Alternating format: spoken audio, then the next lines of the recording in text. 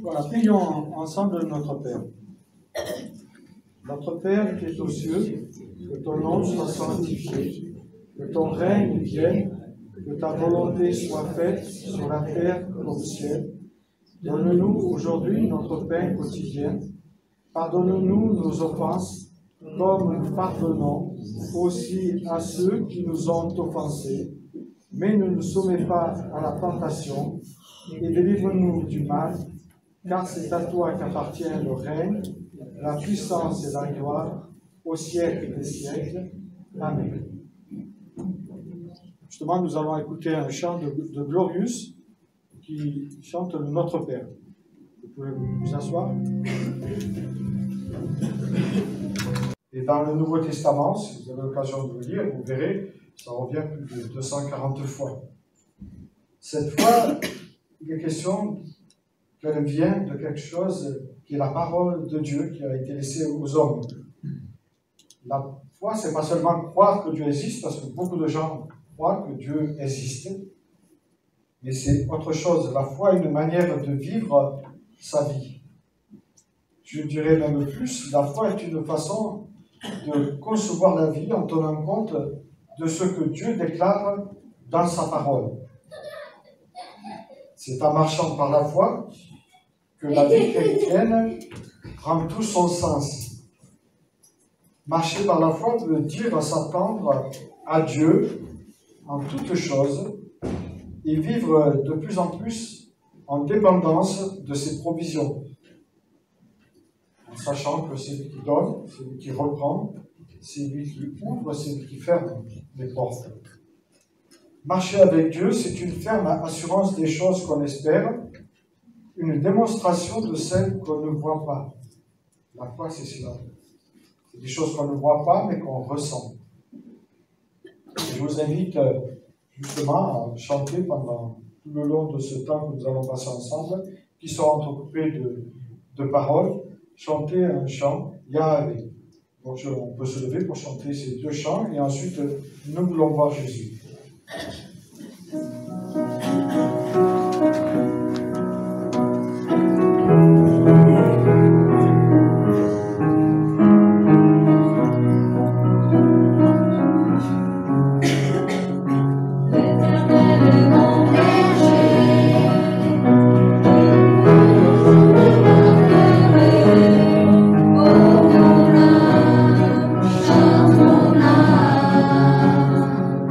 Bye.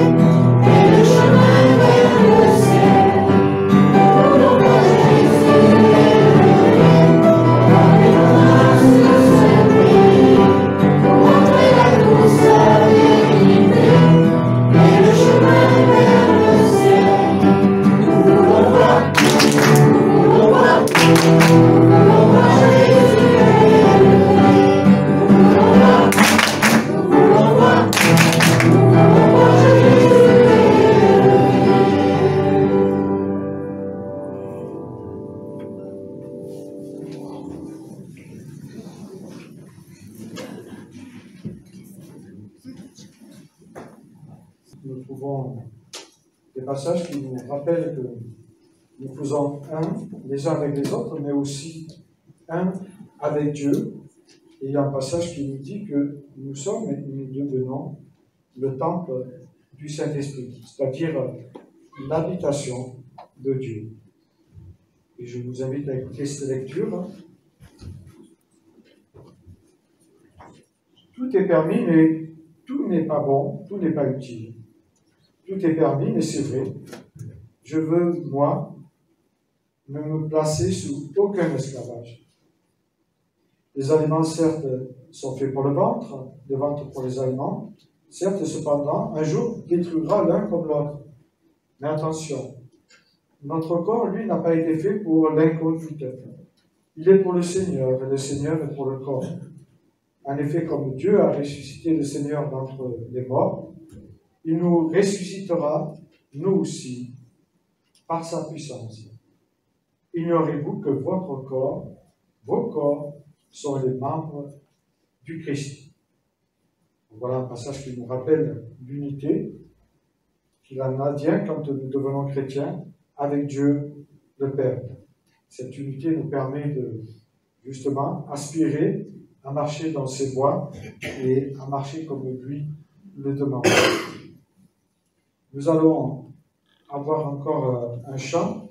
Nous avons sur le chant, nous avons une offrande, c'est une collecte, qui est sur la libéralité, c'est-à-dire on donne ou on ne donne pas, on fait ce qu'on veut. Et cette collecte nous rappelle aussi que le Christ a donné notre vie pour que nous ayons la vie éternelle. Et donc il y a ce passage de l'évangile de Jean où il est question d'une parole que Dieu avait écrite bien avant sa venue, avant la venue de Jésus-Christ sur la terre. Dans le désert, Moïse a élevé sur un poteau le serpent de bronze.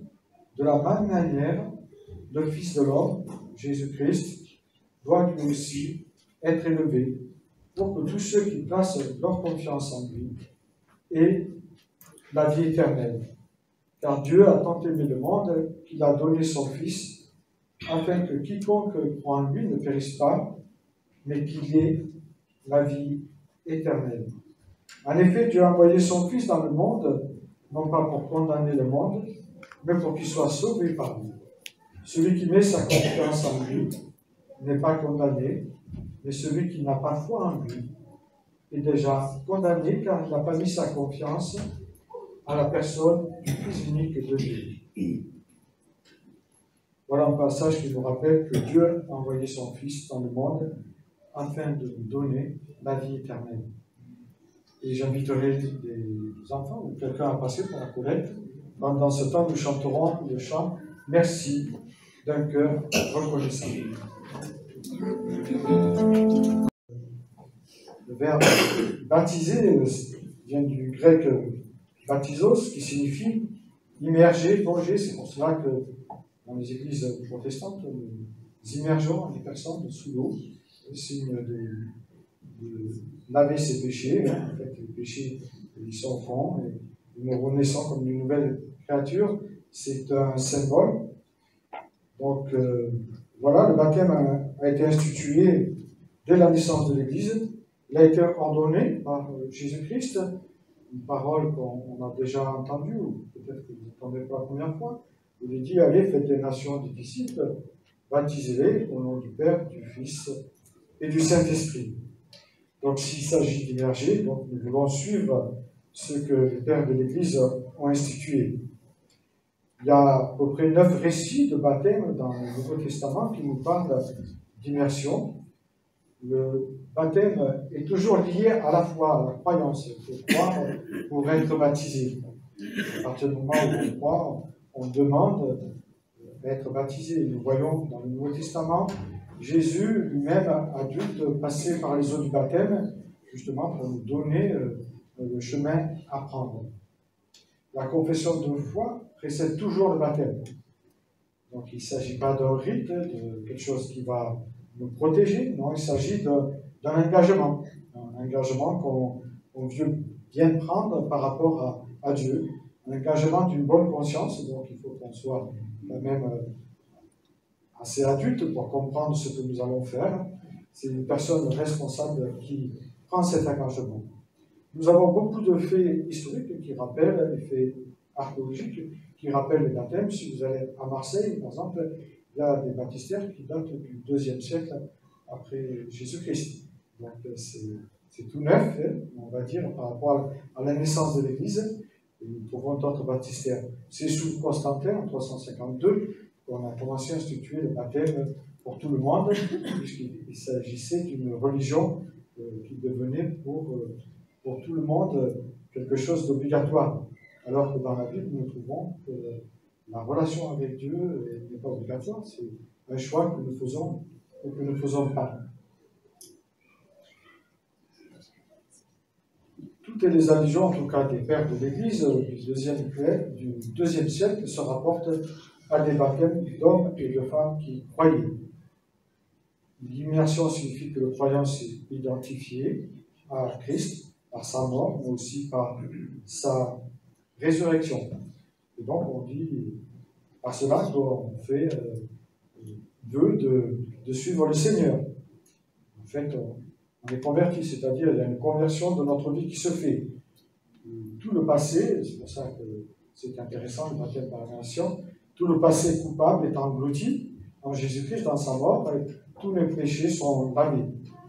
De ce fait, on n'est plus condamnable par Dieu. La sortie de l'eau exprime le fait que le croyant connaît une nouvelle condition de vie et s'engage à une nouvelle condition de vie. Il est par cela, comme nous dit la Bible, une nouvelle créature, puisqu'il ressuscite pour vivre une vie nouvelle, sans se conformer aux mauvaises habitudes du monde. Ainsi, le baptême exprime de manière visuelle et concentrée ce que la Bible nous demande, ce que Dieu nous demande. De l'amour de Dieu pour toutes les créatures, quelles qu'elles soient, d'où qu'elles viennent.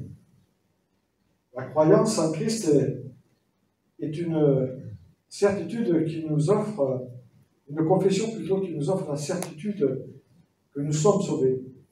Là, ça peut paraître présomptueux, mais c'est tout simplement parce que l'Écriture le dit que nous le disons. À partir du moment où nous acceptons Dieu dans notre vie, nous savons que Dieu nous réserve une place auprès de lui. Pas parce que nous sommes meilleurs, mais parce que nous avons eu cette foi, nous sommes repentis, et qu'ensuite nous voulons marcher comme lui le désire. Une certitude qui est accessible à tous, nous dit la parole, à chacun de nous, ici présent. Il suffit d'avoir un cœur sincère, un geste sincère envers Dieu, sans aucune distinction de couleur, de nationalité, de rang social, nous dit encore le Nouveau Testament. En fait, dans l'Écriture, on voit que Christ démolit tous les murs de séparation qu'il y avait entre les Juifs, les Grecs, les hommes et les femmes. Il les démolit pour dire qu'il ouvre ses bras à chacun de nous et qu'il nous aime tous d'un amour inconditionnel. Il suffit de venir à lui. En fait, cet amour, il nous l'a prouvé par la croix de Golgotha, où il est mort, mais il est ressuscité le troisième jour. Paul, dans ce court passage, détermine 4 étapes qui doivent être suivies pour qu'une personne vienne à la foi. D'abord, il faut qu'il y ait quelqu'un qui lui parle. Il faut l'envoi de prédicateur, qu'on appelle. Ensuite, il faut que le message soit centré sur ce qui est écrit dans la parole de Dieu. Puis, troisièmement, il faut écouter le message qui est annoncé. Il y a 2 manières d'écouter. On peut écouter puis ressortir sans rien retenir ou sans changement, ou alors ressortir en se disant, en se posant des bonnes questions une fois qu'on arrive à la maison ou même ici maintenant. L'écoute demande une réponse au message. C'est la 4e fraction de ce passage qui nous est révélé. C'est-à-dire mettre sa confiance. Quand on a saisi qui nous sommes, qui est Dieu, nous plaçons notre confiance en lui. Et nous demandons qu'il nous aide à marcher à nouveauté de vie. Je dirais que la vie est trop courte pour qu'on la gaspille. Nous avons tendance à gaspiller notre vie. Ici-bas, quand on est jeune, on a l'impression qu'on va aller à l'éternité. Et pourtant, les jours défilent, jour après l'autre. Chaque minute, vous savez, quelqu'un quitte ce monde en France. Et je vous invite à compter. Voilà, je vous invite à compter jusqu'à 3. 1, 2, 3. 1, 2, 3. 3 morts déjà dans le monde. 3 morts dans le monde. Chaque seconde, presque seconde même, 50 secondes, 50 dixièmes, donc il y a un mort dans le monde. Alors ça pose des questions sur la vie.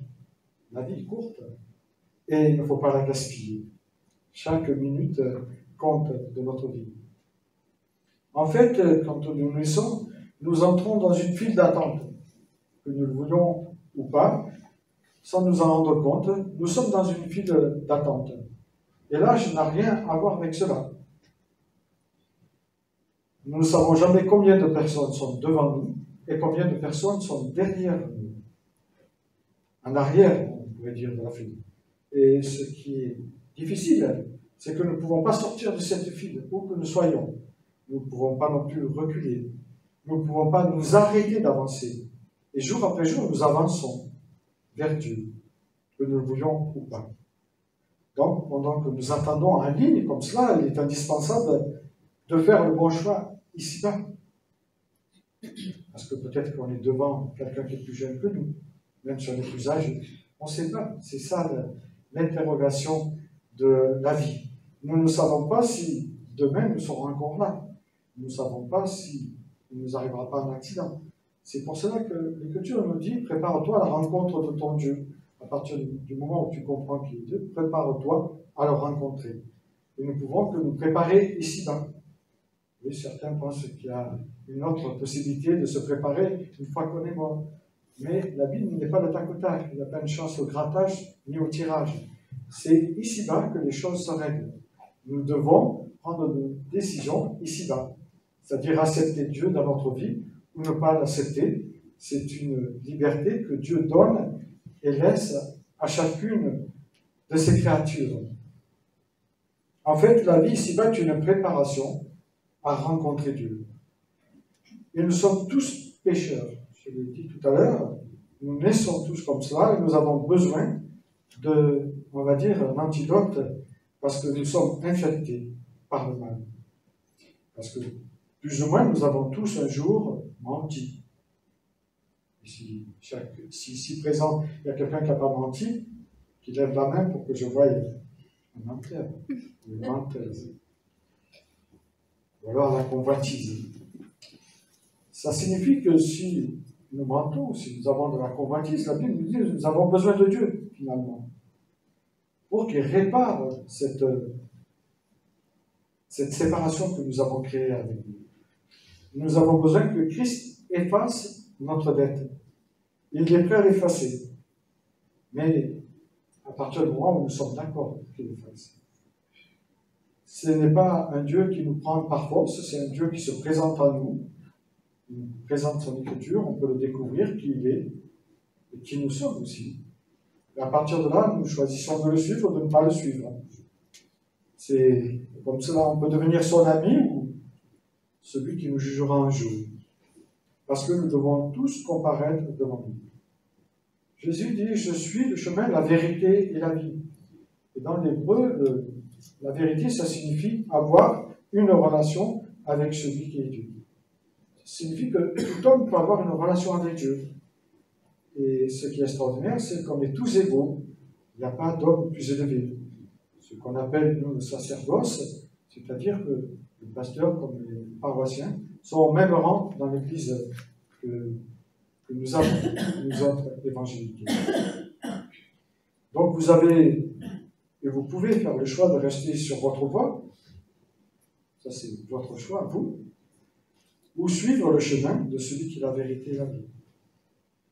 Mais il ne faut surtout pas oublier que les conséquences peuvent être dramatiques, car ce que l'on dit ou ce que l'on fait a toujours des répercussions présentes, à venir, et si nous croyons que Dieu existe, éternelles. C'est pour cette raison que Dieu nous dit, je me tiens à la porte et je frappe. Il frappe à la porte de chacun, sans exception. Je me tiens à la porte et je frappe. Si quelqu'un entend ma voix, j'entrerai et je souperai avec lui. Mais c'est à nous à ouvrir la porte. Lui, il est derrière notre porte. Il nous invite à ouvrir pour qu'il rentre et pour que nous l'acceptions comme sauveur et Seigneur. Il dit dans un autre passage, si quelqu'un a soif, qu'il vienne à moi et qu'il prenne de l'eau de la vie gratuitement. Cette eau étanchera votre soif jusqu'à l'éternité. Je dirais qu'un cadeau, ça ne se refuse pas. Et je trouve excellent que Khadija ait accepté ce cadeau. Et j'espère que d'autres accepteront ce cadeau. Je vous invite à prier. Moi, c'est comment je m'appelle. Voilà. Je me présente aujourd'hui devant vous pour vous rendre témoignage afin que vous sachiez quelle relation j'ai avec Jésus. J'ai vécu une enfance heureuse avec ma famille, toujours très proche de mes parents et de mes frères et sœurs, malgré la distance. Ma famille est de confession musulmane. J'ai grandi dans le respect et la pratique de cette religion sans aucune obligation. Je n'ai jamais entendu parler de Jésus et je n'avais jamais lu un seul verset de la Bible. Ma vie était marquée d'excès de colère. Je crois qu'il y a des gens ici qui m'ont vu à l'œuvre dans mes colères, et de peur, d'oppression et de non-pardon. Cette vie va être complètement bouleversée, c'est-à-dire le 2 janvier 2018, par la rencontre d'une copine. Ce jour-là, j'avais été chez elle et avec d'autres copines. Et dans la conversation, bon, je lui explique, je leur dis, voilà, moi j'ai eu un accident, j'ai eu 2 accidents. Et la dernière, je viens vraiment de très, très, très loin.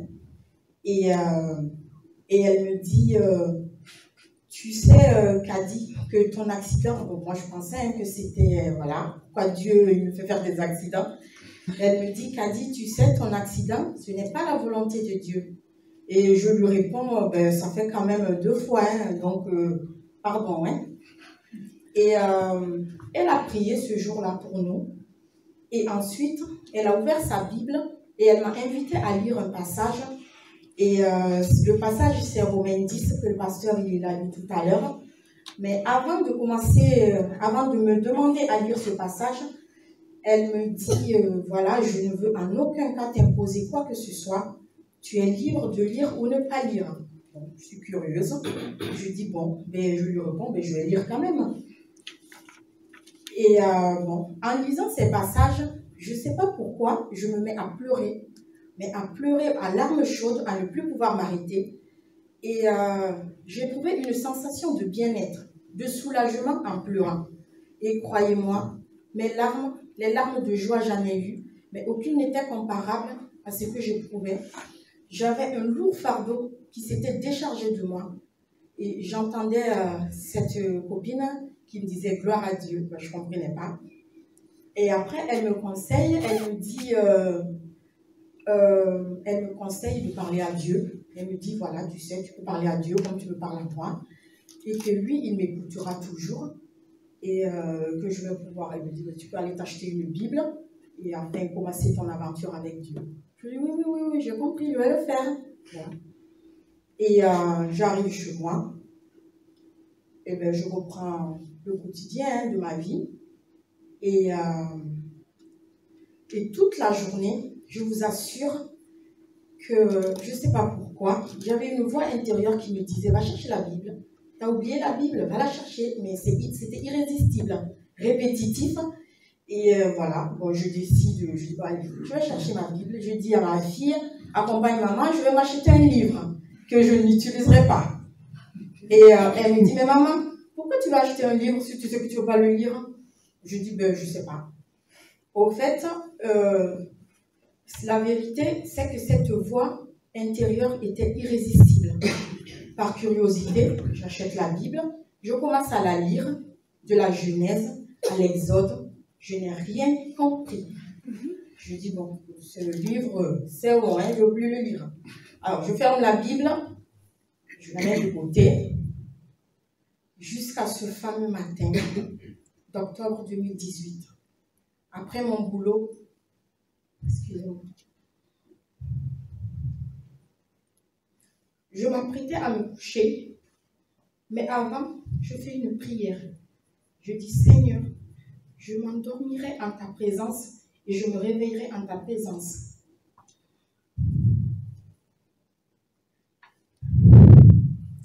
Il faut savoir que depuis près de 8 ans, je subissais des oppressions lorsque je dormais. C'est-à-dire que j'avais l'impression qu'il y a quelque chose qui m'étouffait, voilà. Et ça dure, et tout le temps, ça me réveillait. J'avais des sommeils agités. Et j'avais expliqué ça à ma mère, qui m'avait donné des versets de Coran, m'avait dit, si ça t'arrive, ma fille, tu récites ça et ça va passer. Bon, j'ai fait ça pendant 8 ans. Et rien n'y fait. Et ce jour-là, je subissais une énième oppression, et dont la dernière, je vous assure. Au lieu de réciter comme d'habitude,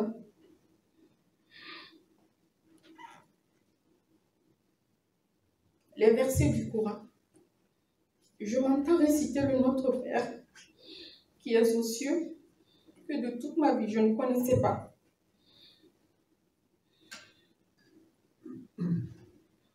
Cette prière, je ne la connaissais pas. Je l'ai récitée de A à Z.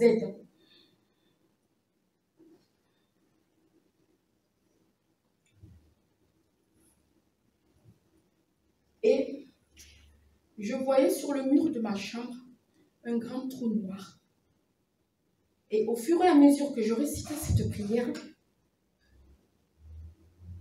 les paroles de cette prière, le trou noir se remplissait de lumière. Plus je voyais la lumière, intense était ma prière, jusqu'à ce que ma chambre soit remplie de lumière. Une lumière indescriptible, apaisante. Et là, je tombe du lit. Je ne savais pas ce qui m'arrivait. J'étais trempée de sueur. Je prends vite mon portable. Je cherche sur Internet la prière Notre Père. Et je vois que cette prière Notre Père est dans Matthieu 6, verset 9 au verset 13. Et là, c'est la prière que Jésus a montrée à ses disciples. C'est la première prière que Jésus a montrée à ses disciples. Je prends vite ma Bible, que j'avais fermée, je ne sais pas depuis combien de temps. Je l'ai ouvert et j'ai cherché le passage. Et depuis, je me suis familiarisée avec cette prière. C'est mon quotidien. Dans la vie, rien n'est dû au hasard. Tout a été écrit à l'avance et j'en suis convaincue. Mon changement était soudain, que c'était un sujet de discorde dans mon couple. Mais l'amour que nous éprouvons l'un pour l'autre, Hervé et moi, a triomphé. Et grâce aux nombreuses prières aussi de mes frères et sœurs de l'Église. Et je dis merci Seigneur. La prière est la plus belle arme du chrétien. Les épreuves m'ont fortifié et renforcé ma foi. Car Dieu est à mes côtés et chaque instant de ma vie. Et c'est écrit dans Romains 8, 31. Si Dieu est pour moi, qui sera contre moi? Je crois fermement à cette parole. Et croyons fermement à sa parole, car rien ni personne ne peut nous affaiblir, nous déstabiliser ou nous nuire si nous croyons à la parole de Dieu. Aujourd'hui, je témoigne de Jésus. Peu importe ce que le monde pense de moi, le Seigneur m'a fait grâce. Il m'a sorti du monde des ténèbres. Lui seul est le chemin, la vérité et la vie. Je souhaite à tout le monde ici présent de rencontrer Jésus et de vivre une vraie relation avec lui. Il ne faut pas douter de Dieu. Il entend chacune de nos prières et il répond toujours. Même si la réponse tarde à venir, Dieu a un amour inconditionnel pour tout le monde, qui que vous soyez, peu importe vos péchés. C'est pour cela que je tenais tant à témoigner en parole de tout ce qu'il a fait pour moi et ce qu'il peut faire pour chacun de vous ici présents et en acte de ma volonté à le suivre. Hier, j'étais remplie de haine. Aujourd'hui, je suis remplie d'amour, de paix et de pardon. Le Seigneur m'a remplie d'amour divin amour par lequel il a donné sa vie pour moi à la croix. Il y a aussi les enseignements sur le sens du baptême avec le pasteur qui m'ont conforté dans mon choix. C'est pour cette raison aujourd'hui, dimanche 19 mai 2019, je décide de donner ma vie à Jésus. Je le reçois dans ma vie comme mon Seigneur et mon Sauveur. Je m'engage à marcher avec lui à la lumière de sa parole. Je décide de tourner le dos au royaume des ténèbres et à sa culture. Je déclare que je suis aujourd'hui citoyenne du royaume de Dieu en Jésus-Christ. Je suis prête et je prête allégeance à Jésus, mon Seigneur et mon roi. Je déclare avec foi que j'appartiens dorénavant à Jésus et je scelle cet engagement en passant par les eaux du baptême. Soyez tous bénis au nom de Jésus-Christ en ce jour si bienveillant. Merci. Amen.